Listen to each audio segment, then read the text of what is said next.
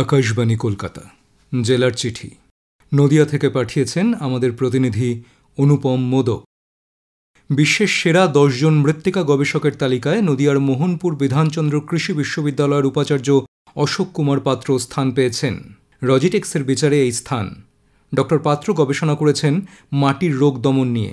Doctor পাত্রের এই সাফল্য মৃত্তিকা গবেষণার ক্ষেত্রে অত্যন্ত গুরুত্বপূর্ণ ভূমিকা নেবে বলে মনে করছেন বিশ্ববিদ্যালয়ের ছাত্রছাত্রীরা। এর আগে ডক্টর পাত্র গবেষণার জন্য নানা পুরস্কারে ভূষিত হয়েছেন। এবারে বিশ্বের সেরা 10 জনের তালিকায় ঠাঁই পাওয়ায় আপ্লুত ডক্টর পাত্র। মাটির সুস্বাস্থ্য বজায় রাখবার জন্য কি কি করণীয় তা জানিয়ে তিনি বলেন, মাটির ভিতরে সূক্ষ্ম সূক্ষ্ম জীব আছে। যত বেশি এই সূক্ষ্ম জীব থাকবে ততই মাটির স্বাস্থ্য ভালো হবে। এজন্য তিনি জৈব সারের প্রয়োগের ওপর গুরুত্ব আরোপ করেছেন। আইআইএসইআর কলকাতার কেমিক্যাল সায়েন্সের অধ্যাপক রাহুল ব্যানার্জি ও অধ্যাপক স্বাধীন কুমার মণ্ডল জেসি বোস ফেলোশিপ পেয়েছেন। বিজ্ঞানের সৃজনশীলতা ও সামাজিক প্রভাবকে যুক্ত করবার জন্য এই ফেলোশিপ দেওয়া হয়েছে বলে জানা গেছে। অধ্যাপক রাহুল ব্যানার্জি জানিয়েছেন, তার গবেষণা মূলত পরিবেশ রক্ষা, পরিবেশ বান্ধব শক্তির ক্ষেত্রে বিশেষ উপকারে আসবে। অধ্যাপক স্বাধীন কুমার মণ্ডল জানিয়েছেন, তার এই স্বীকৃতি গবেষণামূলক কাজকে এগিয়ে নিয়ে যেতে বিশেষ সহায়ক হবে।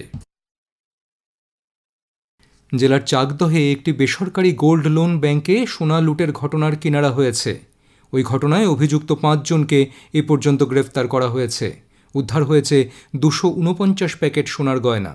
রানাঘাট পুলিশ জেলার পুলিশ সুপার এ খবর জানিয়ে বলেন, গত 19 আগস্ট রাতে দুষ্কৃতীরা ওই ব্যাংকে হানা দিয়ে সোনার গয়না নিয়ে চম্পট দেয়। পুলিশি তদন্তে প্রথমে 1 জনকে গ্রেপ্তার করা হয়।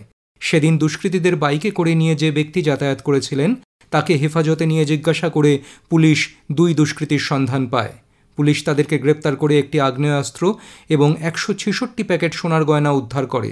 পরে পুলিশ তদন্ত করে জানতে পারে ওই ঘটনার মূল চক্রী পুরীতে গা ঢাকা দিয়েছে। তাদেরকে পুরী থেকে গ্রেপ্তার করা হয়। এদের মধ্যে একজন ব্যাংকের সেলস ম্যানেজার এবং অন্যজন সেলস পার্সন। ওই 2 জনকে পুলিশ হেফাজতে নিয়ে জিজ্ঞাসাবাদ চালিয়ে আরও 83 প্যাকেট সোনার গয়না উদ্ধার করে। এ পর্যন্ত মোট 249 প্যাকেট সোনার গয়না উদ্ধার হয়েছে বলে পুলিশ সুপার আশিস মৌর্য জানান। বাকি গয়না উদ্ধারের চেষ্টা চলছে। উল্লেখ্য, ওই দিন ব্যাংক থেকে জানানো হয়েছিল 384টি প্যাকেটে থাকা সোনার গয়নার ওজন প্রায় 15 কেজি। সম্প্রতি কল্যাণী জহর নবোদয় বিদ্যালয়ের 8ম শ্রেণীর এক ছাত্রকে মারধরের অভিযোগ উঠেছে। গত 5ই সেপ্টেম্বর বিদ্যালয়ের একাদশ দ্বাদশ শ্রেণীর ছাত্রদের বিরুদ্ধে অভিযোগ তুলেছেন আহত ছাত্রের পিতা। জহর নবোদয় বিদ্যালয়ের অধ্যক্ষ কাজল কুমার রুদ্র জানান, এই ঘটনার প্রেক্ষিতে 4 জন ছাত্রকে সাসপেন্ড করা হয়েছে। পুজোর আর কটা দিন বাকি। এর মধ্যেই জোর কদমে চলেছে দেবী দুর্গার অস্ত্র তৈরির কাজ। নবদ্বীপের পোড়াঘাট এলাকার কারখানাতে এখন দিন রাত এক করে চলেছে এই কাজ। দেবদেবীর বিভিন্ন অস্ত্রশস্ত্র তৈরির কাজ এই কারখানাগুলিতে সারা বছর হয়। এবারও এ রাজ্য সহ ভিন রাজ্যের উদ্যোক্তারা তাদের কাছ থেকে অস্ত্র নিয়েছেন বলে শিল্পী রাধু অধিকারী জানিয়েছেন। এদিকে কৃষ্ণনগরের চকেরপাড়া এলাকায় শিল্পীদের হাতে তৈরি দেবী দুর্গার মুকুটের খ্যাতি রয়েছে। এখানকার মুকুট কলকাতার বিভিন্ন বারোয়ারি পুজো কমিটি সহ দেশের বিভিন্ন স্থানে যায়। এবারেও ভালোই চাহিদা রয়েছে বলে জানিয়েছেন শিল্পী তন্ময় মোদক। সম্প্রতি শান্তিপুরের বেলঘড়িয়া 2 নম্বর গ্রাম পঞ্চায়েত এলাকার চকবিহারিয়া মঠ পাড়ায় প্রায় 60 মিটার এলাকা জুড়ে ভাগীরথীর পাড়ের ভাঙনে জেরবার মানুষজন। এলাকার মানুষের আশঙ্কা, দ্রুত পাকাপোক্তভাবে ভাঙন রোখা না গেলে তাদের বাগানসহ জমি নদীগর্ভে চলে যাবে।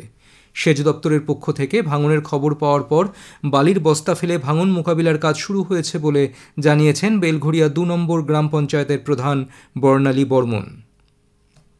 কৃষ্ণনগরের ভাতজাংলায় গতকাল প্রেস ইনফরমেশন ব্যুরোর পক্ষ থেকে আয়োজিত হয় বার্তালাপ অনুষ্ঠান। প্রদীপ প্রজ্বলন করে অনুষ্ঠানের আনুষ্ঠানিক সূচনা করেন পিআইবির পূর্বাঞ্চলীয় মহানির্দেশক টি.ভি.কে. রেড্ডি।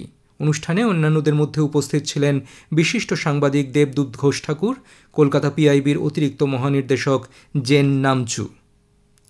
জেলার চিঠি শেষ হল। নদিয়া থেকে পাঠিয়েছেন আমাদের প্রতিনিধি অনুপম মোদক।